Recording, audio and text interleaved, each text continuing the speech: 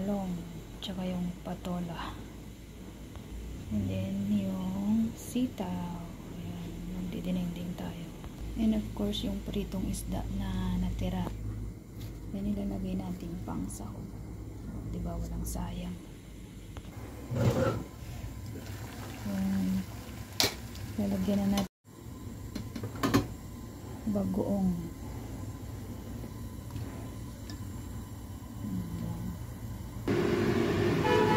Kumulo na siya. So, ilalagay na natin ang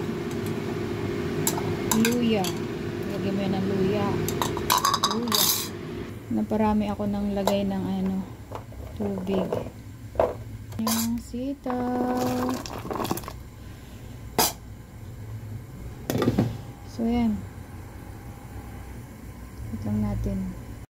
Ayan, kumulo-kulo na siya. So, ilagay na natin ang ating isda. Itong isda na to, tira ko na paksiw kahapon. Prinito ko siya para magkalasa. At saka natin ilalagay dyan. Ayan, bawasan nga natin yung tubig kasi masyado siyang marami. Ayan. Wait lang natin maluto ang sitaw. Tsaka natin ilalagay yung ibang gulay. Ayan. Ilalagay na natin yung patola. At saka kasama nung mushroom. Tsaka nung talong. Mushroom. Sarap nito. Ganito lang ang ulam mo sa probinsya. Solved na.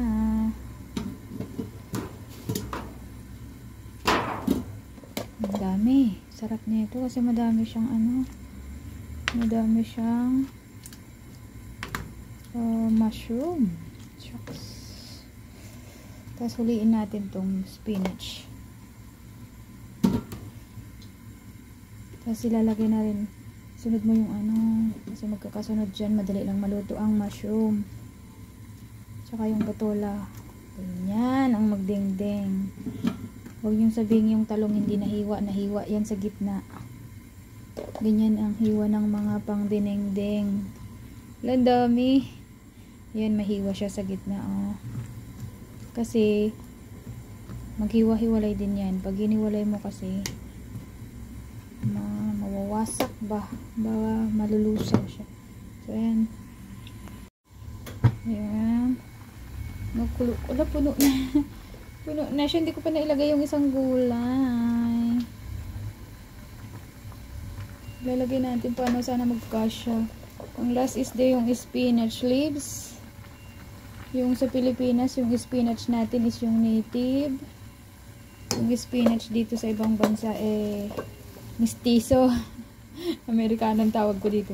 Amerikanong spinach. Ala, puno na talaga siya. Dili na magkasya. Uy. Pero ano naman yan? Mag-i-in-in kasi pag nabasa yan, i-in-in man siya. Yan, ubos na. Ating lahat so far. So, ito na ang aking dinengdeng.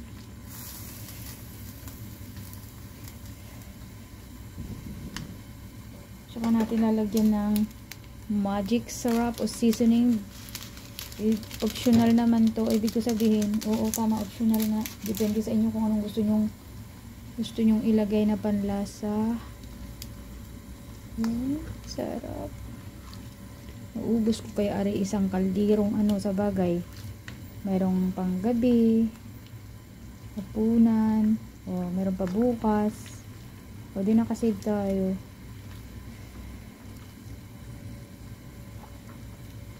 Sarap nito kasi marami siyang gulay. At ating titikman kung masarap. Total ako lang naman yung kakain. Hindi na ako kukuha ng kutsara pang tikim.